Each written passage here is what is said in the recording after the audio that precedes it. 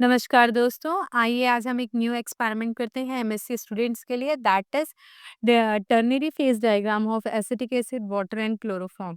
तो यहाँ पे हम टर्नरी फेज़ डायग्राम के लिए 3 सॉल्वेंट ले रहे हैं that is acetic acid, water and chloroform. ये क्यों ले रहे हैं, इनकी क्या प्रॉपर्टीज़ है, सबसे पहले ये जानना ज़रूरी होता है।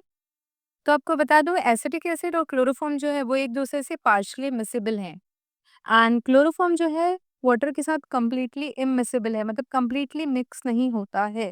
आपको 2 डिफरेंट फेज दिखाई देंगे वाटर और क्लोरोफॉर्म जब आप मिक्स करते हैं।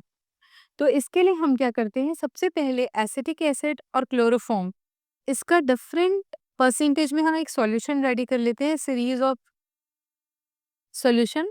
फॉर एग्जांपल आप 1 ml एसिटिक एसिड ले रहे हैं तो 9 ml क्लोरोफॉर्म आपके फर्स्ट टेस्ट ट्यूब में होगा, सेकंड टेस्ट ट्यूब में आपकी 2 ml acetic acid, 8 ml chloroform, third test tube में 3 ml acetic acid, 7 ml chloroform. इस तरह से आपको लास्टली 1:9 एसिटिक एसिड क्लोरोफॉर्म आप बना लेंगे तो आपको एक सीरीज मिल जाएगा 1 से 10 तक का आपका डिफरेंट कंसंट्रेशन का रेडी हो जाएगा सॉल्यूशन एसिटिक एसिड और क्लोरोफॉर्म का। जब यह रेडी हो जाता है तो आपको क्या करना है, ब्यूरेट लेना है, ब्यूरेट में आप डिस्टिल वाटर फिल कर लीजिए। अब टेस्ट ट्यूब में आप देखिए हम यहाँ पे टाइट्रेट कर रहे हैं। यहाँ पे टेस्ट ट्यूब में already 1 ml acetic acid and 9 ml chloroform है। अब हम इसे वाटर से टाइट्रेट कर रहे हैं। जब हम इसे वाटर से टाइट्रेट कर रहे हैं तो हमें एक पॉइंट ऐसा आएगा जब हमारा सॉल्यूशन थोड़ा सा टर्बिड सा दिखने लगेगा। जिस पॉइंट पे ये टर्बिड होता है मीन्स उस पर्टिकुलर पॉइंट पे ये तीनों ही सॉल्वेंट एक दूसरे से पार्शियली सॉल्युबल हो जाते हैं। यहाँ पे देख सकते हैं एक टर्बिडिटी सी आ गई है।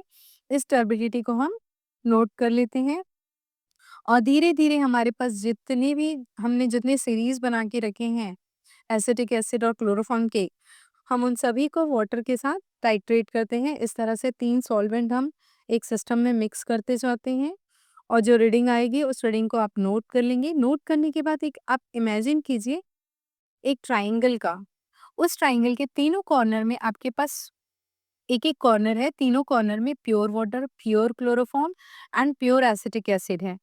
आप ड्रॉप वाइज़ ऐड करते जाएँगे, ठीक है? सबसे पहले आपको सिंगल फेज़ रीज़न मिलेगा। सिंगल फेज़ रीज़न क्या होता है? जहाँ पे किसी एक का कंसंट्रेशन ज़्यादा हो, for example 9 ml acetic acid है, 1 ml क्लोरोफॉर्म है, वहाँ पे आप वाटर से टाइट्रेट किए। For this composition acetic acid is very high, ठीक है। सेकंड टू फेज रीजन मिलेगा जो एक कर्व की तरह होगा, डोम जैसा बनेगा आपका। ये सारी पॉइंट्स आपको किस में नोट करने हैं, आपको ग्राफ पेपर में एक ट्राइंगल बनाना है और उस ट्राइंगल में आपकी जो रीडिंग आ रही है आपको नोट करना है, ठीक है। आपको ये एंड में इनिशियल पेजेस में आप देखेंगे हमने ऐसा कुछ डायग्राम भी इस वीडियो में ऐड कर दिया है। टू फेज मतलब जब ये दोनों कंपोजिशन मिलते हैं, ठीक है। And the third one is a tie line, मतलब जहाँ पे स्ट्रेट लाइन बाइनोडल बाउंड्री को कनेक्ट कर रहा है। उस टाइम पे वाटर एक एरिया जो होगा वो वाटर रिच होगा और सेकेंड एरिया जो है वो क्लोरोफॉर्म रिच होगा, ठीक है।